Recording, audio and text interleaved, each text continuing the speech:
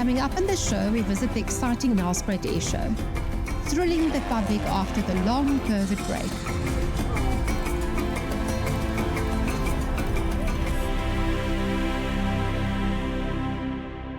Johan Heine is a well-known name in the aviation industry. He's the air show director of Mpumalanga. Johan, tell our viewers more about your position within the aviation industry.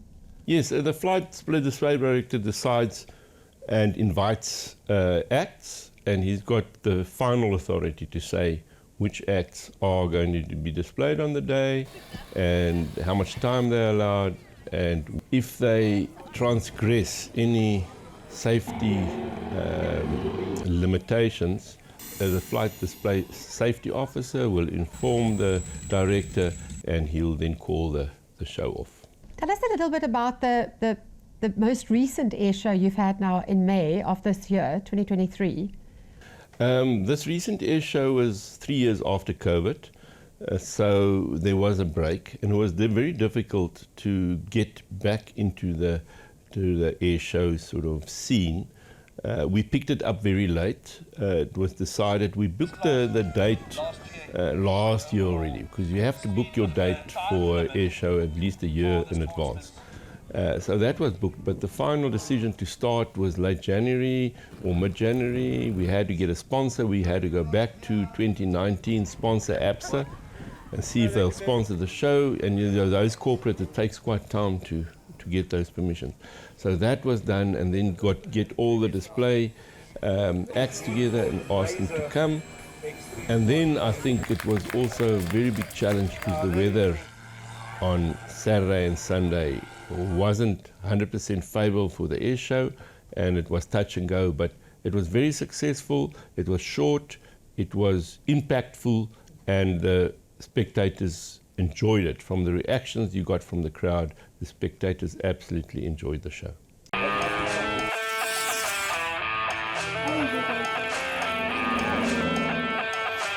I think what makes the Nelspruit Air Show very, very special, firstly, are the people.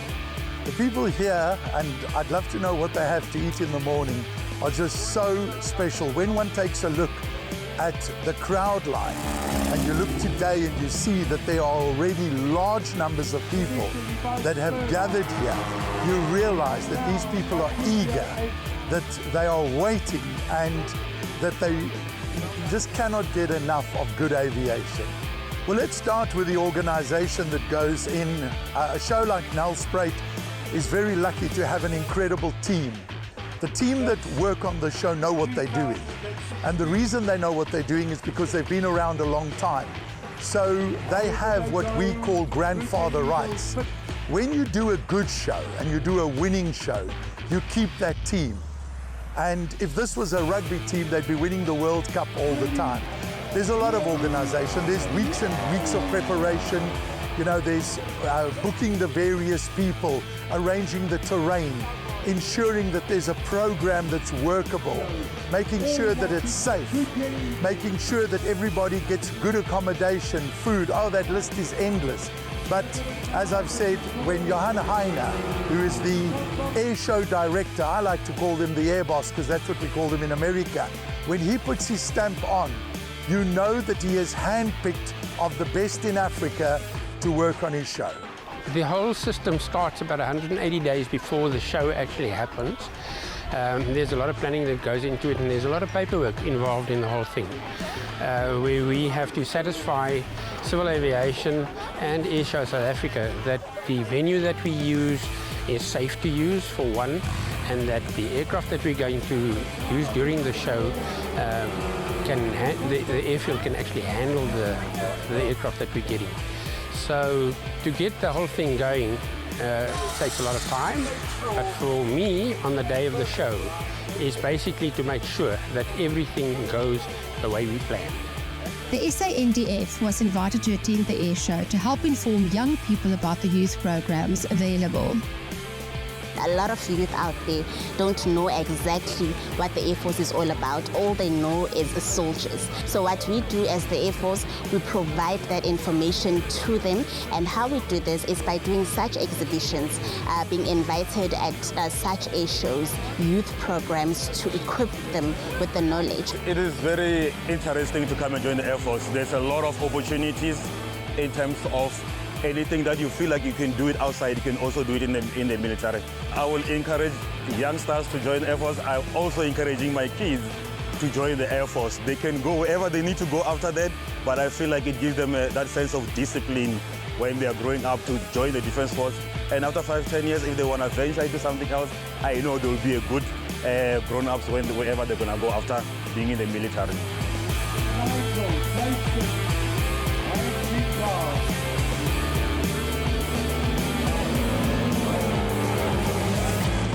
It was a very good air show. The Lowveld Air Show is known as one of the best air shows in the country. We won a couple of best air shows in the country awards. We've come second, and it's actually the favorite air show for the participants to come to. They love to come to the Lowveld and do the air show. I believe you also had remote control aeroplanes on this air show. Yeah, every year on the air show we feature the remote controls as a pre-show show just to introduce the air show. It gives the remote control pilots a platform to actually display their skills and their aircraft, so they love it. So what have you got planned for next year? Next year is our 30th year of the existence of the existing air show committee. I started the air show committee in 1994. I'm the only one left in the committee, and I've been chairing it since then. So at our 30th year, with the break of COVID, we will probably have, it will be our 26th air show, so we'll have a big one next year. It won't be very long, but the contents will be very much intensier, and hopefully we can get one or two of the Air Force's aircraft to come through. And tell me, I'm always wondering about the content of these air shows. You normally end off or late, just before lunchtime. You've got some sort of aeroplane having a race with a Ferrari or a motorbike. Why? How did that start? It's funny that the public, they don't understand the technical, difficult aspects of aviation. So there's no point in actually putting up acts that are technically difficult and difficult to understand. So if you do put a display for the public, it must be entertaining.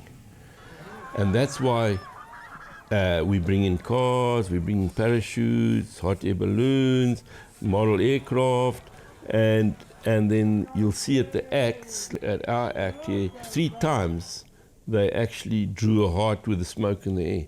And the public loved it.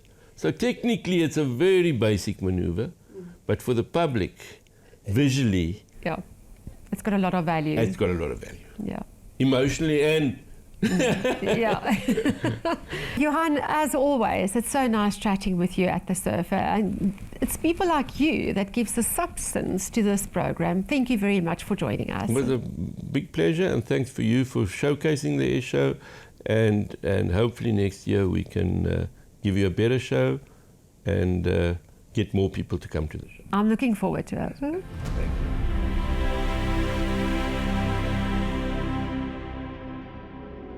I can guess that you're wondering what's coming up next week. Well, we meet the well-known sculptor Sonja Smyers and her seductive bronze sculptures.